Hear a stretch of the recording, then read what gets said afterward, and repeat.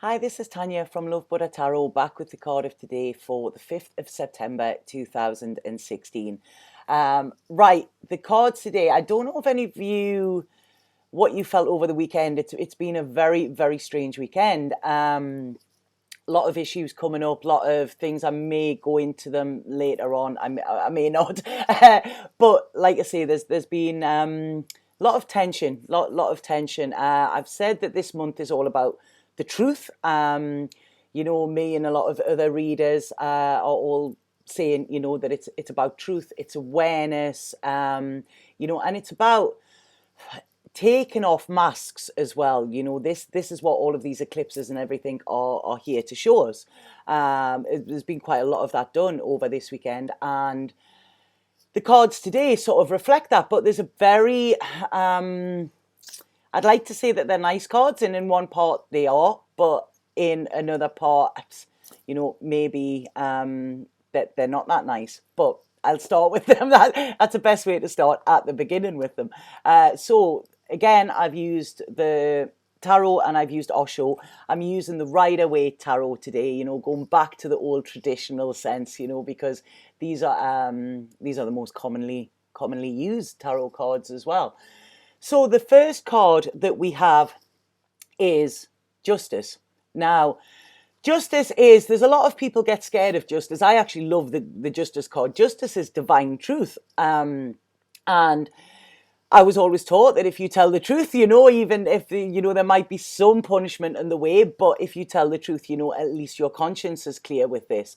And what this card is saying is that there is a need for the truth, and it urges you not only to speak your truth to others, but also to yourself as well, because life is just too short to live a lie, Now, justice, when it comes in, like I've said, it's never really about punishment, but it can be uncomfortable, It's like I say, often when the charade is broken, it can cause us uncomfort. And what this does is it strips everything down to the cold hard facts, and it brings all evidence to light. So it lays everything on the table. And what this does might not be initially, but by doing this, it actually brings in balance. And this is what justice wants to do, Justice is very fair, and justice knows that the truth will set you free. So this is why there's this push towards it, Justice will not not put up with lies, if that makes sense. They'll see right through them.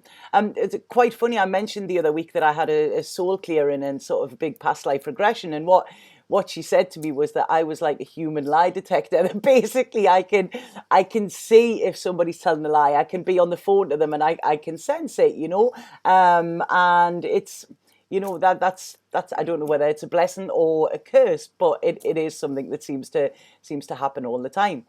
So with this card, when the truth is out, when the truth comes out, there is big changes afoot. Decisions need to be made, and necessary change needs to be undertaken as well. It may hurt initially, but a lie will hurt will hurt more in the long run. There could be some legal issues come up with this as well, because often when the Justice card, it talks about courts, but there is always a fair outcome. And what I always see when I see this card is it's like being in the dock of the karmic law, and you're asked to speak the whole truth and nothing but the truth here. So a lot of times there's no winners and losers in this, but there is fairness. Now, I've often mentioned as well within tarot, it's about the fool's journey, and the story when the fool searches the truth for the truth, and comes across justice on his way. He's looking for a new path. He's looking for an aspiration in his life, and he's quite uncertain, and he's at this crossroads, and he comes across justice. Now, justice is standing with two brothers, and they're both arguing over an inheritance. There's a rich brother and a poor brother, and the rich brother has everything. He's got the whole inheritance here. So the poor brother is saying he deserves it because he hasn't got anything. He's got everything. So he says he has a better right for it, and he won't be wasteful with it. But the rich brother is saying, but it's mine, this is it. So there's this battle going on. So Justice listens to what they both have to say and awards half of the rich guy's inheritance to the poor guy. But the thing is, neither of them are happy with this, and the fool's like, yeah, okay, that's fair. I can see it. So he, as an outsider, can see it, but the two brothers are still in this battle. The rich one hates losing what he says is his, and the poor one thinks he should have gotten everything. So, like I say, the rich one will probably now stop being as wasteful, and the poor one has what he needs. So there's a balance there. Although neither of them won, they both got something from it. So the decision was good for both of them. So this is when the fool realizes that, hold on, I've spent my whole life achieving my worldly ambitions, for physical goods. But what I've done is I've let my spiritual self starve.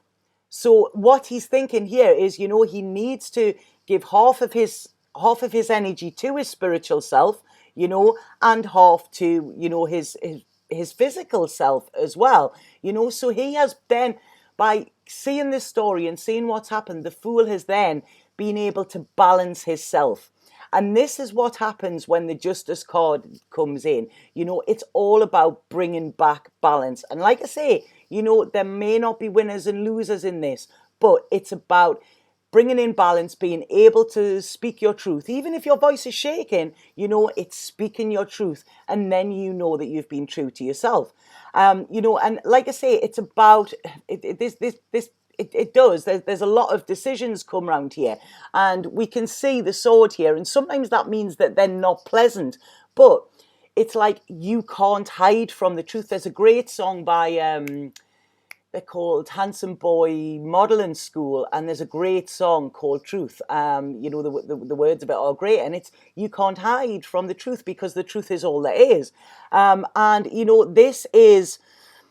This is about logic, fact, reason, Justice, although she is a very fair person here, Justice will not be swayed by manipulative behavior, will not be swayed by emotions or anything. What she does, she's quite rational, she's cool-headed, and she looks at the facts presented within her, and then this is when she makes her judgment, like a judge in the court of law. So like I say, this card is all about truth and bringing in balance in. The next card is often this is not a nice card, honestly. As soon as I got it, I literally sort of recoiled a bit. We're using Osho. We know Osho says it like it is. But this card it's not pretty at all. But it's very interesting that it comes in after the Justice card. The card that we have here is guilt. Now, look at that. I mean, that is just like, you can almost hear the inner screams there. It's the Eight of Clouds. Now, this coincides with the Eight of Swords in Tarot. And the Eight of Swords is about us feeling trapped, self-imposed entrapment, but not being able to see a way out. If you remember, the girl in the Eight of Swords Tarot has her eyes blindfolded, her body is all wrapped up, and she's between all of these. She feels like she's in prison. She feels like she's caged in. And this is what happens when we do actually experience guilt. Now, guilt is a very, very negative emotion, and it's one we don't gain anything from at all. The Tibetans don't even have a word for guilt. They prefer to use regret, because with regret, we can look at a situation, see, oh, right, okay, I may not have done that the right way, but next time I'm presented with it, then I'll do that. All guilt does is actually eat you up from the inside, and we can feel guilty when we feel that we haven't done the right thing. But like I say, regret is better to come in with there. But a lot of times other people will make us feel guilty as well, and this is where it becomes a little bit toxic. We can also feel guilty when we haven't told the truth to ourselves as well. When we haven't owned up to our own truth, this can also eat us up as well, because, we're letting ourselves down by doing that. When we're not telling the truth to ourselves, the only person we're letting down is ourselves. And if we have a look at this card, it's like the guilt is overwhelming here. And there's all of these clouds here of nagging self-doubt, which comes in when you feel guilt as well. And if we have a look, can you see like the claws, there's other claws. And this is why I'm seeing like a manipulation, because this isn't just this person feeling guilty themselves. This is, like I say, others. I mean, it looks like there's 4 claws, 5 claws there. So it's like nipping and, these little nagging bits. Now, what I love about this card, the only bit I think I do, is if we come through these horrible black clouds of self-doubt, look at it there. We've got blossom. I mean, we've got the colours in that as well, are purple and indigo. And this is our crown chakra and our third eye. So all we need to do is sort of get rid of these clouds of doubt. And then we can see what has actually blossomed in this and where we have spoken our truth, and projected our truth as well. Because like I say, our crown chakra is where we're connected to the divine. Our third eye is our clairvoyant. It's our, it's our knowing center as well. So like I say, this card, if you look at that, it's not all bad. It's only bad where she's living with this craziness of holding her head as well. And we all want to do the right thing, and we all want to be more aware, and we all want to be true to ourselves. But when we punish ourselves for things, or when we are being punished and made to feel guilty, this is when we can get locked up in this like despair and hopelessness, and it robs us of all clarity about ourselves and any situation that we're encountering. The thing with guilt as well is it often tries to make us feel like less of a person, and the thing is, you are fine as you are. It's absolutely natural for some people to go off course at times. This is, if we make mistakes, this is how we learn. But what comes in a lot with this guilt card is the word should. I'm getting within life, a lot of people tell us what we should be doing. You should be doing this. You should be acting that way. I keep getting told off my father that I should have a 9-to-5 job, and I should have a pension and I should have all of this. And it's like, no, that's your life and that's your truth. That isn't mine, So when anybody says to me that I should, I usually straight away think that I shouldn't, but it's, people seem to have an opinion, and should is when they're trying to impose something on you as well. When we are made to feel guilt, or when we feel guilt, like I say, this is toxic. It's a toxic dynamic that can actually penetrate into any type of relationship. There was an issue I had at the weekend with a friend of mine, and there was a little bit element of this actually brought into it. I've thought about it, and I need to address this. This is going to be done today. I really need to address this because it was, there was a should issue with it, But like I say, when this comes in, there's usually a form of manipulation around, and it's sort of like instilling unfair shame in order to create like an influence. That is it. In order to it was like a power struggle sort of thing, And the thing is, it's when there's judgment comes in as well, when you feel that you are being judged, and especially if this situation, you wouldn't judge another person for it, then this is where the manipulative comes in. And when somebody can make us feel guilty, this is controlling our behavior, because it's sort of like saying to us, you're not good enough, or, you will not be loved, or you will not be accepted unless you fulfill these certain conditions that I am putting down in front of you, So guilt keeps us behaving in a way that another person wants us to, So this is actually, it's actually like emotionally invading you, really, This is why I hate the word guilt, It's nothing. I fell out with somebody who has been in my life basically from the day I was born over an issue where they said that I should feel guilty. This was about about 5 years ago, and they'd said that I should feel guilty for something that I'd done. And, I'd done my best at the time. I'd done what I could. So there's no element of guilt there. But they tried to use a little bit power, to elevate them. And the thing was, that person was just put out of my life straight away. Very sad, but, that's it. There was, I wasn't I wasn't prepared to put up with that toxic behavior. So when guilt comes in, it's telling you that you should behave in a certain way, and that it's insulting your emotions a little bit as well. And it actually does make you question. Like I say, we've got these clouds here, we've got these clouds of self-doubt, and it makes you question yourself.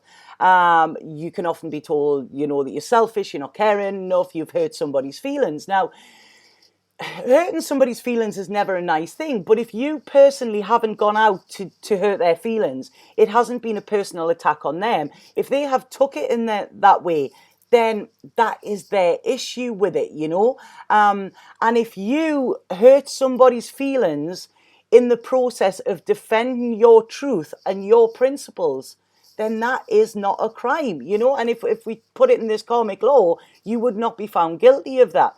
But what this does when we are surrounded by guilt is it keeps us living in this dirty, cloudy landscape, and we're unable to see, these bright blossoms over our head, because we're concentrating on the agony in our mind. We're concentrating on the horror that's being put in there. And guilt can colour everything else as well. And it can also make us punish ourselves, which does no guilt whatsoever. Does no good whatsoever, sorry. A lot of religions are like this, there's all this sinners and you've got to repent and go to confession and stuff like that, and this is why I don't like controlled religion, because it imposes power on us and a level of control as well. Now, when I initially looked at this card, the first thing that I seen with it was, I don't know if any of you have seen the film The Grudge. Horrible film, but she looks like the girl in that. Now, when I saw that, it's like, yeah, grudge, because when somebody is holding a grudge, this is when they will keep nitpicking and nitpicking and nitpicking, So, like I say, if there's a grudge there, it's any chance that they get, they will sort of, twist a little harder or something like that. If you look, you can see it in them. You can see it in them. Horrible bony fingers there, and what happens when we get this is guilt pulls us out of our present moment as well. So what this card is saying is, like, really let go of any guilt or mental anguish that you're holding on to, because this will only drive you mad and could actually end up making you physically ill as well. So let go of anything that you're holding on to and free your mind with this as well, because like I say, when your mind is free, this is when you can start to think rationally, and this is when any control that somebody's trying to have over you will diminish. When you are standing in your truth and when you are your authentic self, then what anybody says to you should not get you into this state, because whatever you are doing, that is living from your soul, living from your authenticity, and you are standing in your own truth as well. Like I say, a lot of people would prefer to live a lie, but this shift that we're having, especially this month, it is all about us standing in our own truth. Like I say, Osho, I love the way Osho interprets things, and what comes in with this card as well is that this moment is the here and now. It's forgotten when we start thinking in terms of achieving something. When the achieving mind arises, you lose contact with the paradise that you're in. This is one of the most liberating approaches. It liberates you right now. Forget all about sin and forget all about saintliness. Both are stupid. Both together have destroyed the joys of humanity. The sinner is feeling guilty, so he has lost his joy. How can you enjoy life when you are continuously feeling guilty? If you are continuously going to church to confess that you have done this wrong and done that wrong, and wrong and wrong and wrong, your whole life seems to be made up of sins. How can you live joyously? It becomes impossible to delight in life. You become heavy, you become loaded, and guilt sits on your chest like a rock. It crushes you. It does not allow you to dance. And how can you dance? How can guilt dance? you know. What's that George Michael song? Guilty feet have got no rhythm, isn't it? Yeah, that's just come in there. But how can guilt, can it sing? Guilt, can it love? Guilt, can it live? You know. So the one who thinks he's doing something wrong is guilty, burdened, dead before death, and has already entered into the grave. So quite harsh there, but like I say, this is how Osho is. So very interesting cards there, you know. And like I say, when we do have truth, you know, it can. I've said it before, a lot of people don't like the truth. I was listening to a really good podcast with Gabrielle Bernstein the other day, and I love Gabrielle Bernstein's teachings. I've done a couple of workshops with her and stuff like that. And she is talking about how to actually speak your truth to people. And somebody said to her, is a good way not to say to the other person, do you want to hear the truth? And she said no, because they will probably turn around and say no. Because a lot of people don't want it. They don't want that bubble burst. They put this bubble around them where everything is fine, you know, and by telling the truth, that can actually burst that bubble. But what telling the truth does to all parties involved, to everybody, once we start to tell the truth, we set ourselves free. So rather than hanging on to this guilt, one of the greatest gifts you can give to others and you can give to yourself is forgiveness. Because when you decide to forgive yourself, you take that gun down that you've been holding at your own head, you know, and you free yourself. Once you choose to forgive others, you know, this is when all of this tension and this resentment and everything within you will start to go away, you know. And yes, those people might go away as well, but at least you are free, you know, and you're not in this absolute torment, which this card is actually depicting. So quite a heavy one for a Monday morning there. I hope that made sense to some of you, you know, but it's like I say, you know, feeling guilty yourself is not worth it. If somebody else is making you feel guilty, then they're not worth it. That's what's just come in there. So it's all about the truth today. If anybody would like a reading with me, please get in touch. I do have availability this week. The offer is still on for the solar eclipse readings. So that's £20 for an email reading, or it's £30 for a phone or Skype. So please get in touch with me either via my Facebook page or my website. Like I say, I have got availability this week. And just buckle up, I think. I was talking to a spiritual friend of mine last night, and he said, you know, we're going through a massive transformation, and it's like we're turning from Clark Kent into Superman, but it's actually quite painful. I think we've got stuck in the phone box a little bit, you know, but it's coming. And he said to me, just buckle up, Tanya, you know, it's coming. So that's it. Be on your guard. Try to relax into it. Try to surrender into it. I've been getting a lot of stuff over the weekend about surrender, but it doesn't fit in with today's card. So hopefully I'll get a chance to mention that later on in the week.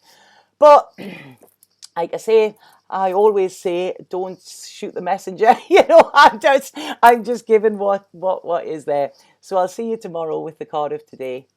Satnam.